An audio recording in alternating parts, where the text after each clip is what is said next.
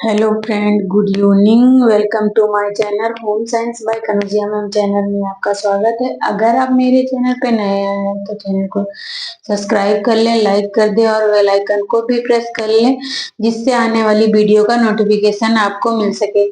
हम पेपर हल कर रहे हैं।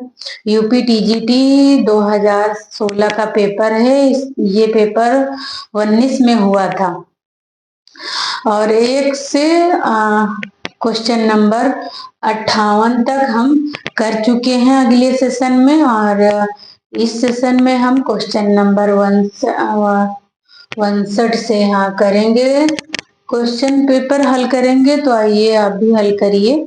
क्वेश्चन हमारा 61 कह रहा है, डॉट डॉट शिशुओं की सामान्य दुग्धपान समस्याएं हैं। तो क्वेश्चन हमारा ये कह रहा है कि जब बच्चा छोटा होता है केवल और केवल दूध पर ही निर्भर होता है, केवल वो दूध ही पी 6 मंथ तक बच्चा केवल दूध ही पीता है। तो उस दूध पीने के दौरान बच्चे को क्या क्या समस्याएं आती हैं। तो हमारा ये कह रहा है कब्ज हो जाता है, बी कह रहा है डायरिया हो जाती है, सी कह रहा है एलर्जी हो जाती है, और डी कह रहा है ये सभी।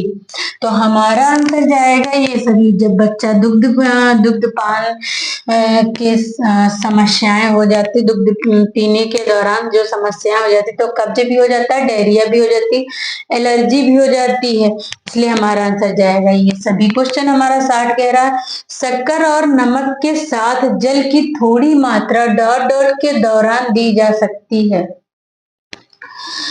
तो किसके दौरान, मतलब कौन सी बीमारी के दौरान हम ये सब चीजें दे सकते हैं। तो हमारा ये कह रहा है उल्टी, बी कह रहा है सामान्य जुकाम, सी कह रहा है कॉलिक कॉलिक, डी कह रहा है टॉन्सिल। तो हमारा आंसर जाएगा उल्टी। उल्टी और दस्त के दौरान हम नमक और शक्कर और पानी मिलाकर जो घोल देते हैं उसे हम ORS कहते हैं। ORS हम इसलिए देते हैं कि हमारे शरीर में पानी की कमी हो जाती है, जिसको हम हिंदी में निर्जलीकरण कहते हैं। पानी की कमी के दौरान ही हमारे टिश्यूज होंठे सब सूखने लगती है, इसलिए हमें पानी की बहुत आवश्यकता है, इसलिए हमें ये देना चाहिए।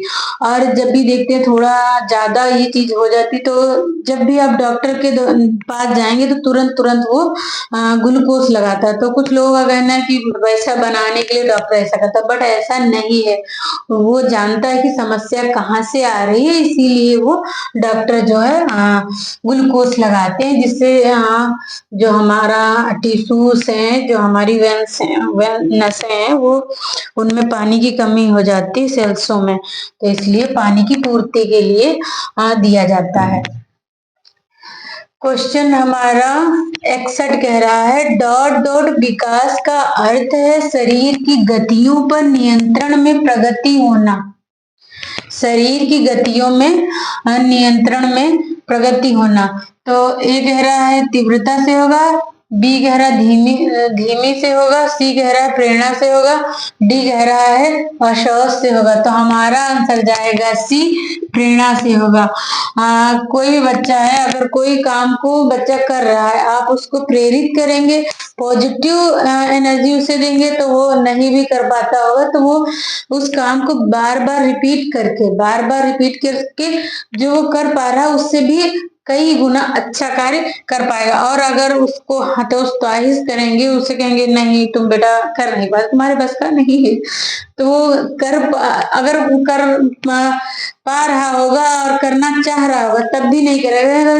तो जब कर ही नहीं पाए हम क्या, वो मम्मी भी कह रही है, आंटी भी कह रही है, इसलिए ना छोड़ हटाओ। तो इसलिए बच्चे को हमेशा पॉजिटिव वे में ले जाना चाहिए। तो इसलिए उसका विकास का अर्थ है कि प्रेरणा के द्वारा नियंत्रण और प्रगति होती है।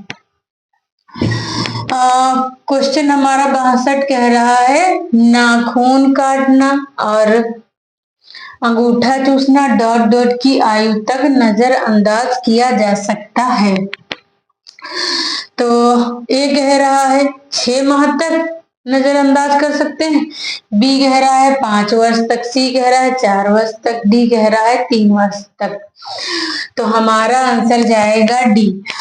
जब बच्चा छोटा होता है तो वो उसे कुछ खाने को नहीं मिलता और कभी कभी बच्चे में ये आदत भी बन जाती है कि पेट भरा होता तब भी नाखून चूसना, अंगूठा चूसना, नाखून काटना, ये आदत सी बन जाती। तो ये कह रहा है क्वेश्चन की नजरअंदाज कब तक किया जाता, तो 3 वर्ष तक किया जाता। उसके बाद बच्चा धीरे धीरे समझदार होने लगता है, तो बच्चे को समझाइए कि बेटा ये गलत बात है, इससे कीटाणु मुंह में जाते हैं, बीमारियां फैलती है वो, तो बच्चा धीरे धीरे इन चीजों को छोड़ देगा और समथिंग ये 5 साल तक एकदम क्लियर छोड़ देता है। और इससे छोटा बच्चा होगा उससे आप कहोगे तब भी वो आपके सामने डर के मारे नहीं डालेगा, पर आप जैसे जाते हैं वैसे वो तुरंत वही रिपीट काम करने लगता है। क्वेश्चन हमारा 63 कह रहा है साबुन बनाने के लिए डॉट डॉट प्रयुक्त होता है। और क्वेश्चन हमारा ये कह रहा है साबुन में कौन सी चीज इस्तेमाल की जाती है, किसका प्रयोग किया जाता है। तो ए कह रहा है बेसन का, बी कह रहा है चावल का, और सी कह रहा है बाजरा का, डी कह रहा है ज्वार का। तो हमारा आंसर जाएगा ए बेसन। बेसन इसीलिए लोग इसका ब्यूटी में यूज करते हैं क्योंकि ये ब्यूटी के लिए बेसन बेस्ट माना जाता है।